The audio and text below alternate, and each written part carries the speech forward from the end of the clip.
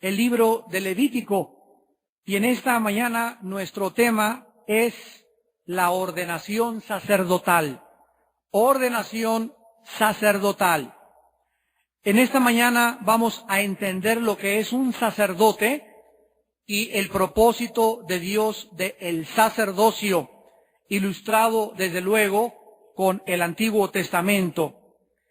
Cuando Dios llamó a la nación de Israel, la llamó con un propósito específico. Les dijo en Éxodo 19:6, quiero que sean un pueblo de sacerdotes, una nación santa. La nación de Israel perdió estos privilegios y fueron traspasados ahora a nosotros como la Iglesia de Jesucristo. La Biblia no menciona alguna casta o algún grupo de sacerdotes especiales, sino que la revelación bíblica es que todos los cristianos, absolutamente todos los cristianos, somos un pueblo de sacerdotes. Vean ustedes en la primera carta de Pedro, capítulo 2, poquito más de volumen. Pedro, capítulo 2, versículo 5 y versículo 9, lo que dice el mismo apóstol Pedro. Vosotros también, como piedras vivas, sean edificados como casa espiritual y sacerdocio santo, para ofrecer sacrificios espirituales aceptables a Dios por medio de Jesucristo. Versículo 9. Mas vosotros sois linaje escogido, real sacerdocio, nación santa, para que anunciéis las virtudes de aquel que los llamó de las tinieblas a su luz admirable. La Biblia, pues, es clarísima al respecto. Tú eres sacerdote en el momento que recibes a Jesucristo como tu Salvador y Señor, y yo también soy sacerdote. ¿Qué significa la palabra sacerdote? Para poner algunos fundamentos de nuestra conferencia, y la palabra sacerdote viene del hebreo Cohen, C-O-H-E-N, Cohen, y de la palabra griega hierus, con H, hierus, así como suena. Y escuchen bien, la palabra sacerdote, tanto en el griego como en el hebreo, y como en el libro 8 de Hebreos, versículo 2 y 3, es una persona que está capacitada para estar delante del altar de Dios. Sacerdote es una persona que está capacitada, que está habilitada, desde luego por Dios mismo, para estar enfrente de Él en su altar, ofreciéndole sacrificios y dándole ofrendas. En el Antiguo Testamento había un grupo especial de sacerdotes que tenían que tener dos características. Tenían que venir de una tribu. De las 12 tribus, Dios escogió una tribu, la de Leví. Y además de ser de Leví, tenían que provenir de la casa o de la familia de Aarón. Ninguna persona que no fuera de la tribu de Leví o de la casa de Aarón podía estar calificada para ser sacerdote. Los que fueron calificados, la casa de Aarón y la tribu de Leví, fueron llamados a ministrar a Dios en una tienda de campaña que se llamó el tabernáculo. Y ellos venían al tabernáculo como sacerdotes para ofrecer a Dios sacrificios y ofrendas. Bajo el antiguo pacto, el pueblo tenía un sacerdocio. Bajo el nuevo pacto, somos un sacerdocio. Vean ustedes la diferencia. En el Antiguo Testamento tenían un sacerdocio. Ahora somos un sacerdocio.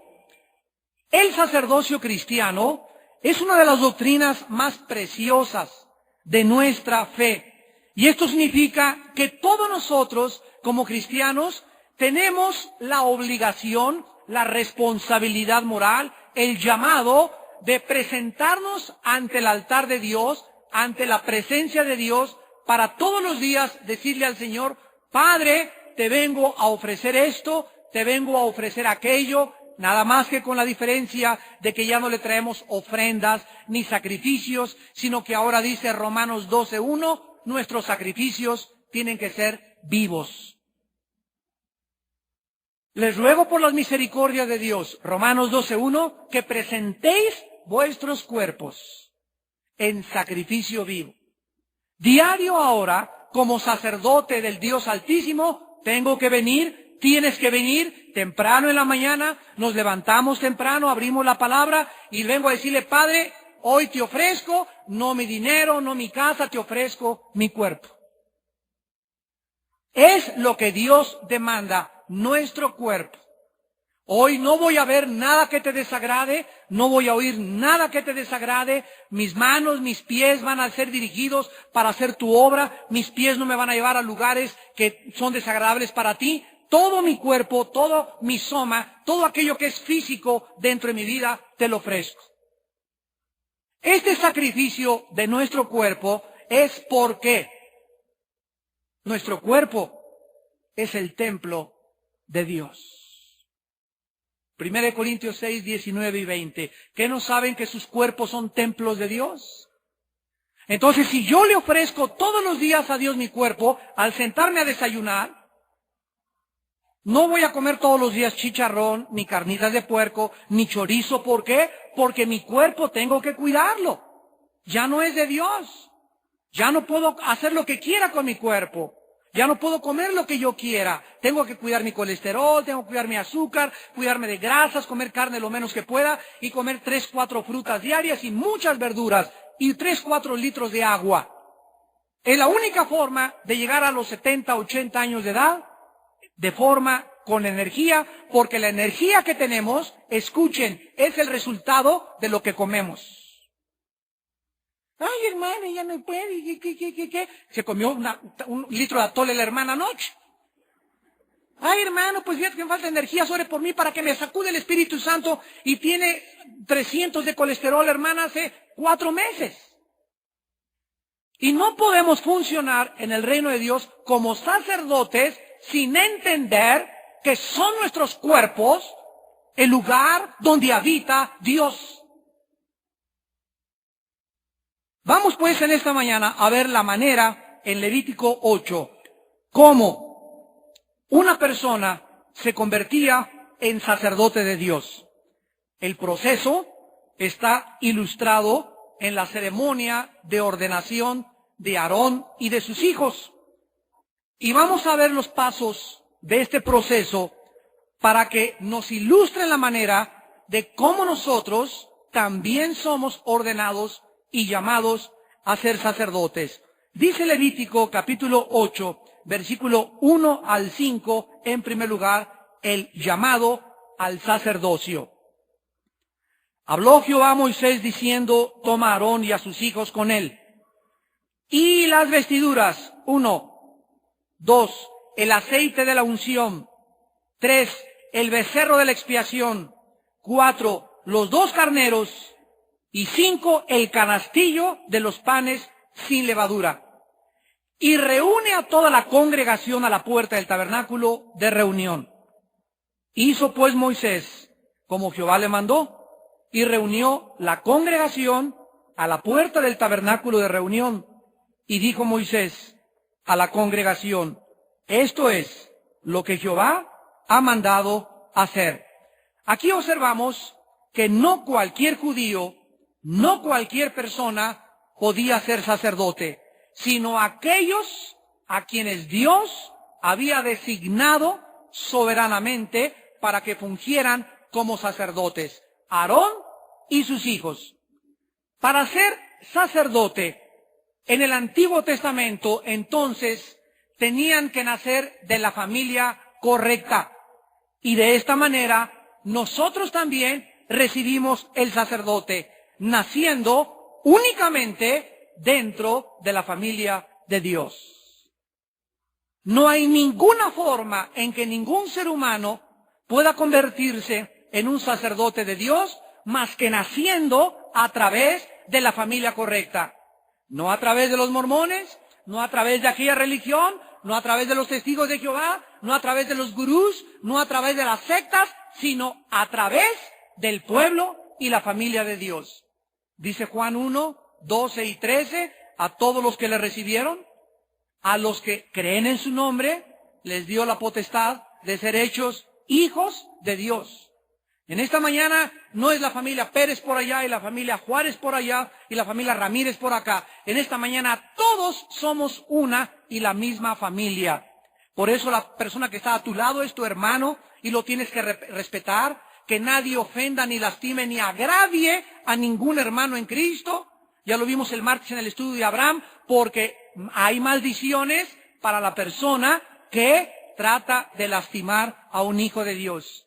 Tanto a los israelitas como la nación de Dios, como a los cristianos como pueblo de Dios. Somos una familia.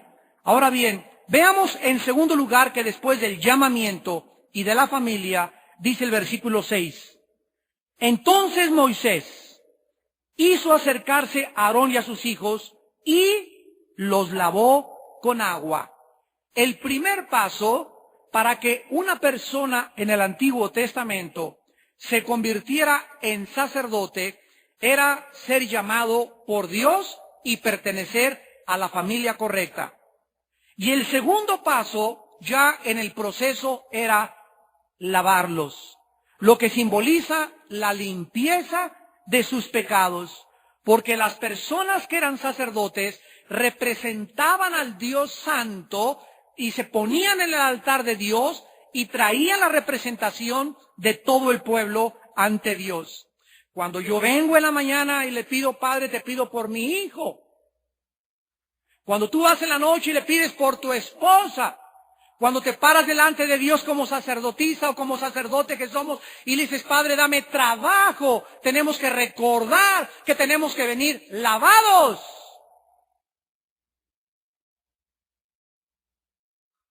Si no estamos lavados, esto es un proceso continuo como lo vamos a demostrar.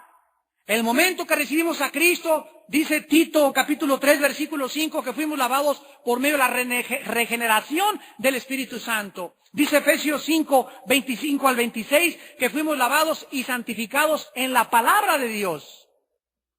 ¿Y qué? Bueno, ya te convertiste en cristiano. Ahora, todos los días.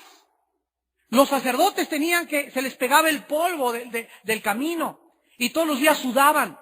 Y tú y yo todos los días pecamos de una u otra forma. Dios quiere que entendamos que somos un pueblo santo y que si Dios nos va a escuchar es a través de nuestra limpieza. Debemos de tener cuidado de no creer que este lavado es el bautismo en agua, porque el bautismo en agua no puede quitar el pecado. El bautismo en agua no salva a nadie. Somos salvados por la gracia sin las obras de la ley. Pero, hermano, dice Hechos 2:38, arrepiéntanse y bautícense. Claro, porque el arrepentimiento sin obras no es arrepentimiento. Y la primera evidencia de que una persona se ha arrepentido es que obedece a Dios y se bautiza en agua. La fe sin obras es muerta, pero no quiere decir que las obras son producto o son el resultado de que nosotros vamos a alcanzar la salvación, sino que las obras son el resultado de nuestra salvación. No son las obras las que nos hacen salvos, sino que las obras demuestran que ya somos salvos. Es muy importante no olvidar esto. Ahora bien, la Biblia nos muestra también, y dice la Biblia en el versículo 7, que inmediatamente después les ponían una túnica, eran vestidos, y después un cinto, y después un manto, y después un efod aquí adelante en el pecho. Y dice, y los ceñían con el cinto del efod y lo ajustaban en él. Luego les puso encima el pectoral y puso dentro del mismo los urim y tumim. Después puso la mitra sobre su cabeza y sobre la mitra enfrente puso la lámina de oro. La diadema santa que decía, ¿verdad? En Éxodo 29 lo pueden leer, santidad a Jehová. Esto es importantísimo y lo vamos a comparar con Éxodo capítulo 28. Regrésense un libro, antes de Levítico está Éxodo 28. Y vean ustedes lo que Dios dice de las vestiduras que nos ha dado. Harás llegar delante de ti a Aarón tu hermano y a tus hijos contigo, a sus hijos consigo, de entre los hijos de Israel, para que sean mis sacerdotes. Aarón y a Nadab, Abiú y Eleazar, a Itamar, hijos de Aarón. Y harás vestiduras sagradas. Aarón tu hermano, para honra y hermosura. Sin estas vestiduras, dice el capítulo 28 del Éxodo, sin estas vestiduras, versículo 43, Éxodo 28, 43, y estarán sobre Aarón y sobre sus hijos cuando entren en el tabernáculo de reunión, nada más al entrar, al salir se las quitaban. O cuando se acerquen al altar para servir en el santuario, para que no lleven pecado y mueran. Estas vestiduras eran calificadas por Dios como sagradas. Y eran tan sagradas que cuando entraban los sacerdotes a ministrarle a Dios, si alguno entraba sin estas vestiduras, caía instantáneamente fulminado. Se moría de inmediato. Dios ha puesto sensores en su reino. Cuando tú entras a una casa y tiene alarma y cruzas una línea de rayos láser o de los sensores electrónicos, tú entras ahí a esa casa y comienza la alarma. Pi, pi, pi, pi, pi, pi. Cuando tiene alarma tu coche, le abres la puerta y comienza a sonar la alarma. Estas alarmas son puestas para proteger y para decir que al atravesar tú esa línea, en ese momento, tú estás violando algo y vas a recibir un castigo. Dios ha puesto sensores en su reino. No se distraigan, por favor. Dios ha puesto sensores en su reino para que cuando nosotros traspasemos sus leyes, inmediata, automáticamente, tú pones en acción la maldición. Tú pones en acción con tu conducta y tus actitudes el mal sobre tu vida. Dice en Proverbios 26:1 que la maldición no viene sin causa. Y la maldición siempre está detrás de nosotros, no adelante. No adelante, está detrás de nosotros. Y cuando atravesamos esa línea de sensores de Dios, cuando no hacemos lo que Dios nos hace, cuando un marido abusa de la esposa, cuando no pagamos al Señor sus diezmos, cuando abusamos del prójimo, cuando violamos la ley, cuando damos mordida a la policía, cuando hacemos cualquier cosa que Dios ha determinado que no hagamos, traemos sobre nuestra vida el mal.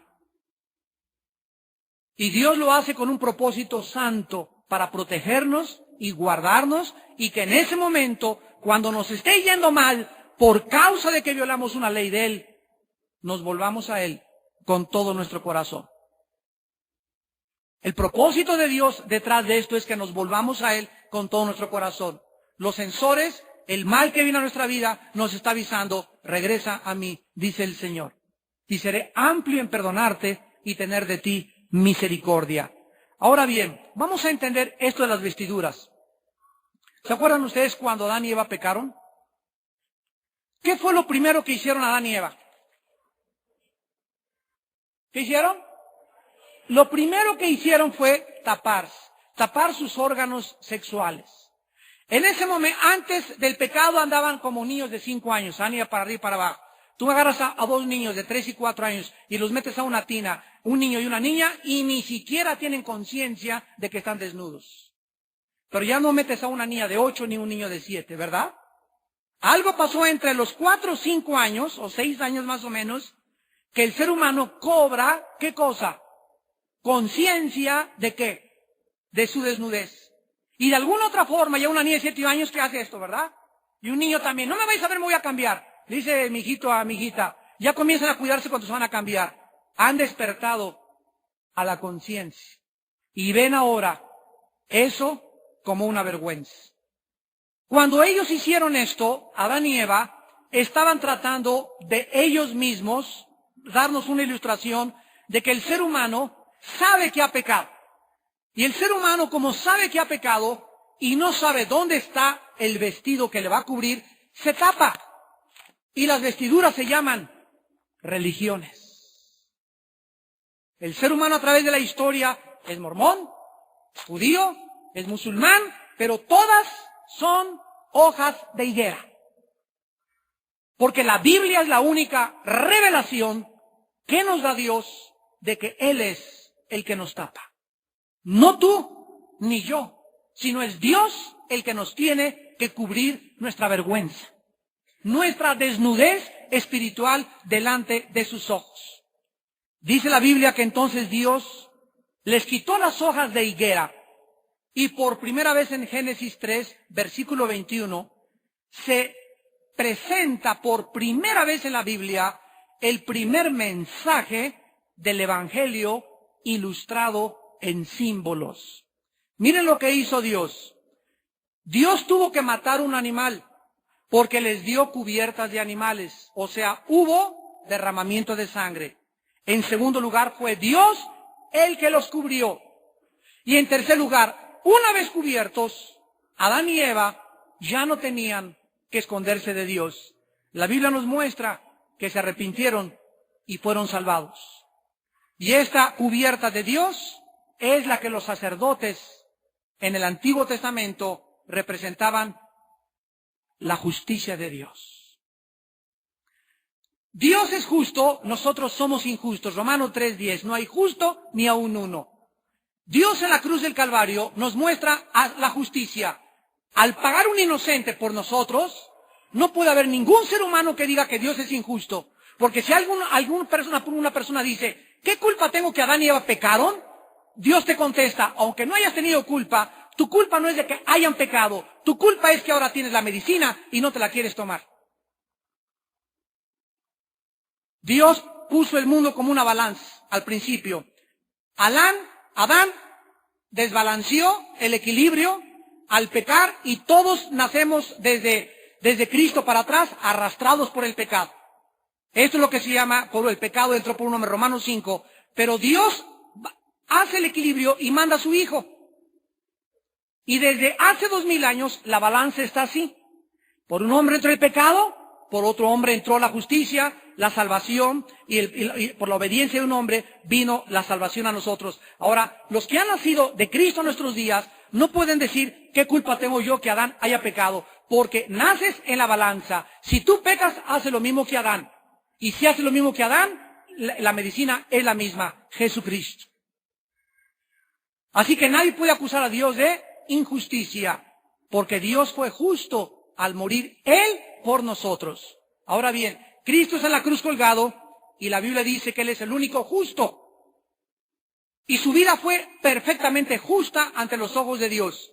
Yo vengo a la cruz como un paupérrimo, miserable, pobre, pecador, sin tener nada que ofrecerle a Dios. Nadie puede llegar a la cruz, Señor, hice un asilo.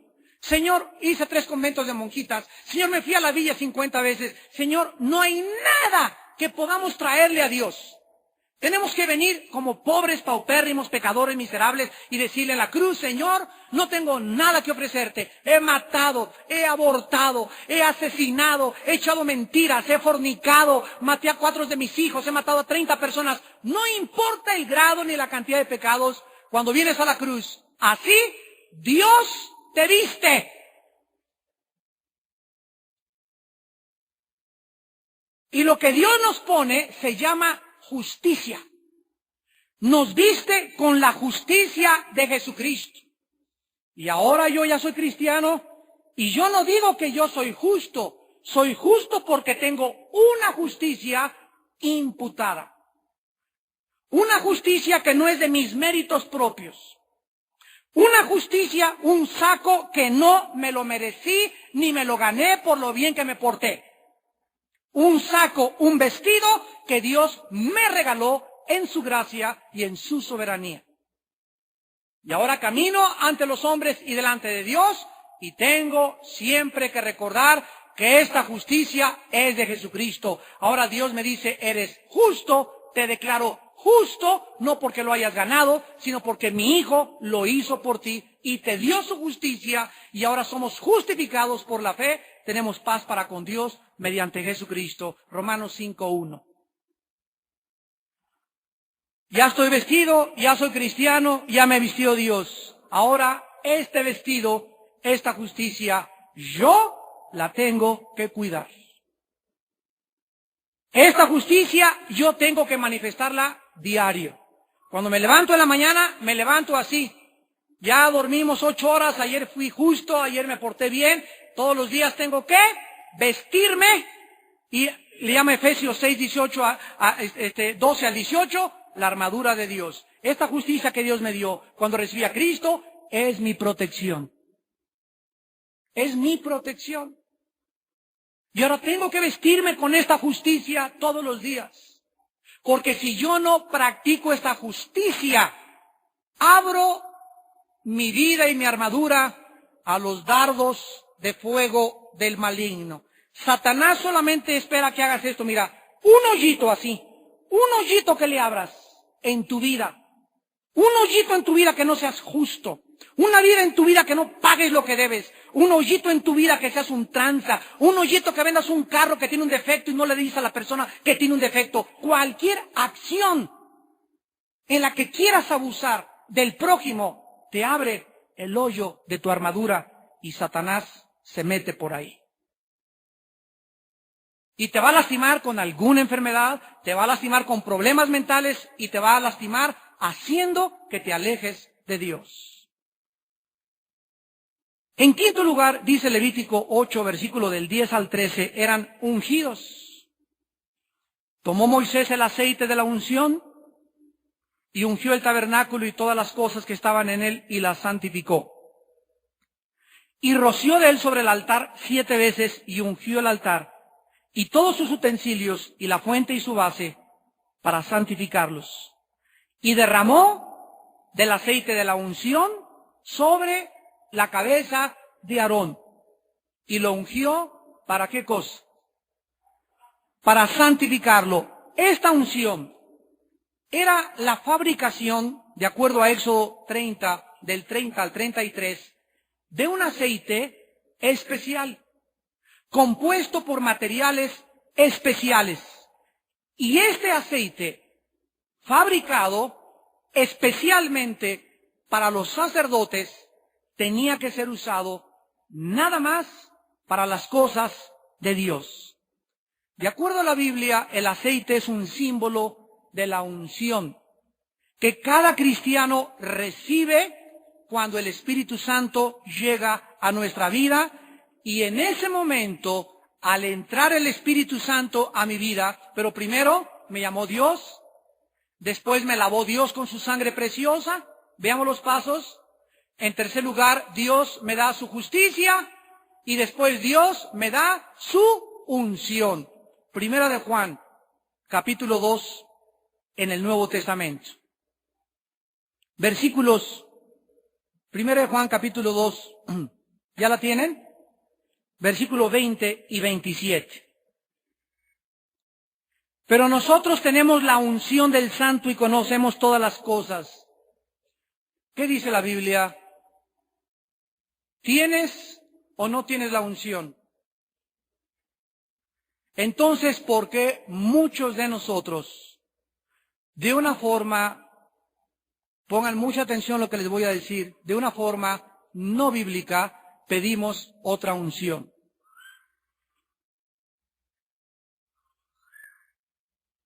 Nosotros tenemos la unción del Santo. Nosotros tenemos la unción del Santo, y la construcción gramatical original en el griego implica de continuo, como lo vamos a ver más adelante. Versículo 27, pero la unción que vosotros recibisteis de Él permanece en vosotros. Señor, úngeme con tu Espíritu Santo, úngenos, Padre Santo, que caiga más unción sobre ti. Estás pidiendo algo que no está en la Biblia. No hay un solo versículo que nos diga que pidamos la unción otra vez, porque ya la tenemos. Entonces, ¿qué significa que quiero tener más poder? con que quieres tener unción para hablar en lenguas, ¿verdad? Quieres tener unción para poder profetizar, quieres tener unción para predicar. Esto es otra cosa diferente. Si tú quieres fluir en el Espíritu Santo y quieres que Dios te use y tú crees que la unción es esto, un poder especial que venga sobre ti, ya no viene más sobre ti. Tú tienes que dejar que corra y fluya con tu santidad. ¿Capisce? Dios no nos dio el Espíritu por medida. Dice en Efesios 1, 13 y 14. Fuimos sellados por el Espíritu Santo hasta el día de la redención de la promesa adquirida. Esta promesa, esta redención es hasta que nuestro cuerpo sea resucitado. Hasta que nuestro cuerpo resucite, la unción de Dios, cuando recibí a Jesucristo, permanece dentro de mí y no se sale. ¿Pero por qué no tengo poder, hermano? ¿Por qué? Porque dice la Biblia en Efesios 4 y en 1 Tesalonicenses capítulo 5 que podemos contristar al Espíritu Santo y podemos apagar esta unción, podemos extinguir su fuerza, podemos reducir su poder con nuestros pecados. Les voy a dar un ejemplo. Un predicador necesita la unción de Dios. Yo necesito la unción de Dios. Tú necesitas la unción de Dios para hablarles a tus hijos, para ser padre. Todos lo necesitamos. Si yo me levanto en la mañana y me lavo. Padre, anoche abusé de mi esposa. Padre, le dije groserías y le pegué a un hijo mío sin que lo merecía o se me pasó la mano. Señor, esa mujer ya la traigo a mi secretaria hace 4 días en la mente. Quítala con la sangre de Cristo, Señor. Ya no quiero pensar en ella, Padre. Te confieso que estoy adulterando espiritualmente contra ti, Señor. Padre, no tengo una deuda en la librería de la iglesia que no pago desde hace 2 meses. Soy un tranza. Me estoy pasando de listo. Si todos los días nosotros no nos lavamos, esa unción dentro de nosotros se entristece. Porque es vida, es un espíritu, es algo que tiene vida, es Dios mismo dentro de nosotros. Entonces, si yo vengo aquí al púlpito y quiero predicarles a ustedes, puedo hacerlo de 2 formas, en la carne y puedo hacerlo en el espíritu. Pero si lo quiero hacer en el espíritu, hay una condición. Al subir por estas escaleras y pasar por acá y pararme entre el púlpito, yo tengo que asegurarme que estoy vestido y que estoy lavado. Si quiero que el Espíritu Santo fluya a través de mi lengua, de mis palabras, de mi entendimiento y de mi corazón. Porque tú lo puedes hacer también en el poder de la carne. Y muchos de ustedes tienen a sus hijos, educan a sus hijos en el poder de la carne. Están sucios desde hace 1 mes. Hace 2 meses que no confiesas. Hace 3 meses que no le pides perdón a ese hermano. Ahí tienes ese rencor. Ahí tienes esa amargura. Y eso te ensucia y hace que la unción se reduzca. No le digas a Dios, mándame otra unción. No hay otra unción. Es una y ves hasta la resurrección la unción del Espíritu Santo. Y si encuentras otro versículo, enséñamelo. Me quiero educar. Pero no veo yo más que una sola unción. Y si nosotros entendemos mal esto, no vamos a trazar bien la palabra de verdad.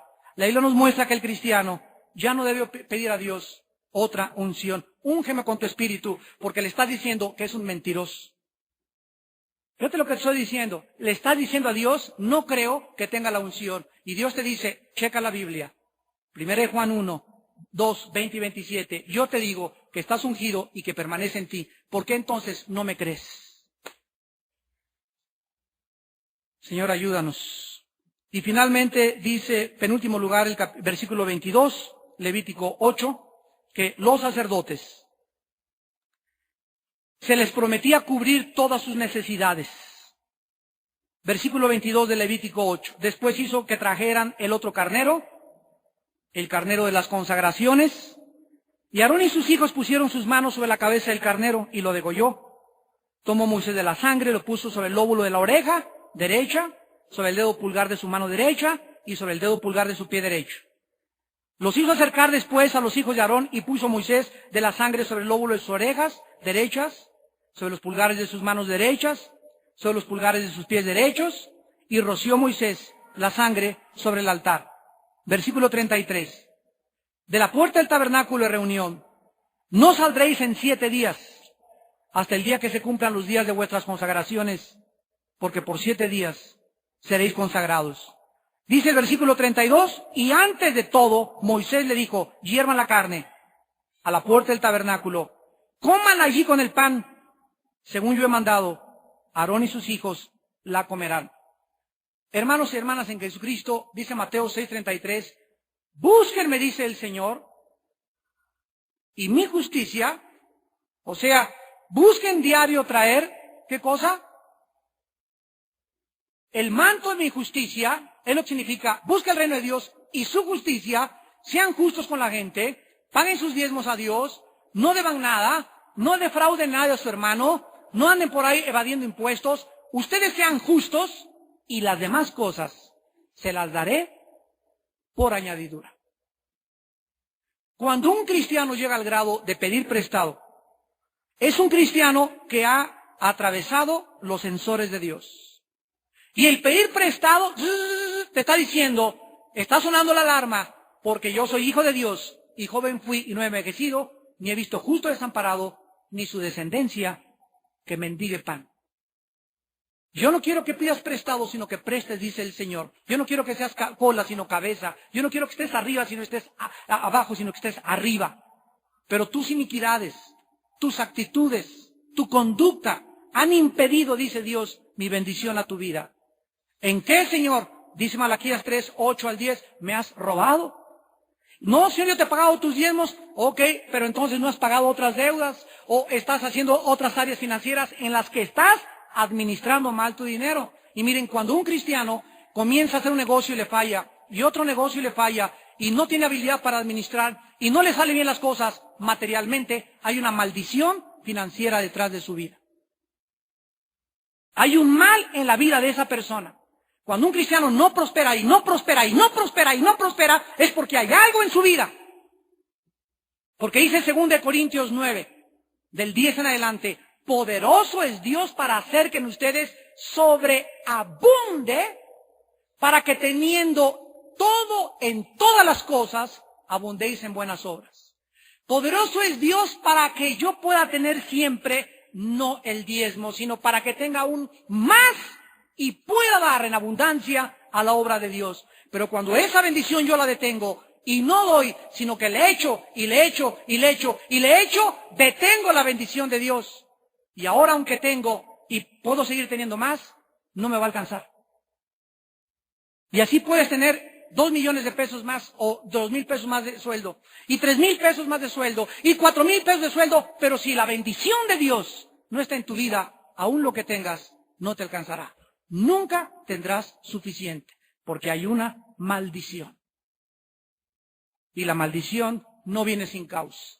A fuerza hay algo en tu vida que está haciendo que no prosperes.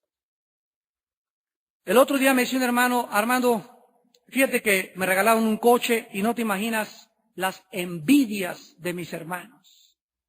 Me compraron una casa y no te imaginas las envidias de la iglesia y de mis hermanos. Y les dije, ¿sabes por qué? Porque ellos no prosperan y tú sí prosperas. ¿Y sabes por qué? Porque por esa rencor y esa envidia, Dios no les manda nada. En lugar de que se gozaran y se alegraran, ellos comienzan a verte con envidia, sin saber ni siquiera cómo pudiste obtener lo que tú tienes. Esas actitudes ante Dios son pecado. Y Dios no quiere que tengas ese corazón perverso y maligno. Debes de gozarte y de alegrarte cuando la gente, tus hermanos prosperan y mi vecino ya tiene casa y yo no tengo y ellos tienen carro. Pues pregúntate por qué no la tienes tú todavía. Pregúntate por qué estás sufriendo. Pregúntate por qué no pide prestado y por qué tú sí. Y descubrirás que detrás de todo hay un corazón que no quiere obedecer al Señor. Dice el versículo 33-36 que acabamos de leer, que los sacerdotes en sexto lugar debían recluirse 7 días sin salir del tabernáculo. Finalmente, Dios nos manda que como sus hijos y como familia sacerdotal debemos aprender a esperar delante de Él en el silencio de nuestro corazón. Hemos sido llamados para tener 1 hora a solas diaria, 2 horas, no sé cuánto quieras, tener media hora a solas con Dios en la mañana. Esto no es el altar familiar. Una cosa, el devocional familiar es el tiempo que tú y Dios pasan sola. Te metes a tu oficina y te encierras. Descuelgas el teléfono, apagas el despertador, amarras el pico al guajolote.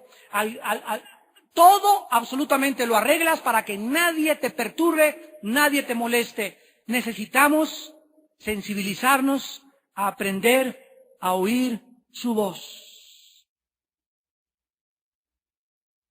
Para que cuando por ahí te venga Satanás y te aviente un sueño o una visión, no te vayas con la finta y puedas discernir, porque la persona que discierne es la persona que tiene la capacidad y la disciplina de pasar tiempo a Dios. Y Jesús dijo, mis ovejas oyen mi voz y me siguen.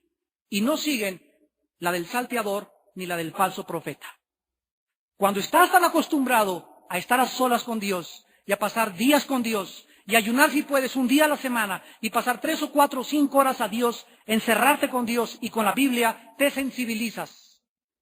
Se agudizan tus sentidos espirituales y es más clara su voluntad, ves más claramente su dirección y puedes tener una bendición mucho más grande en tu vida.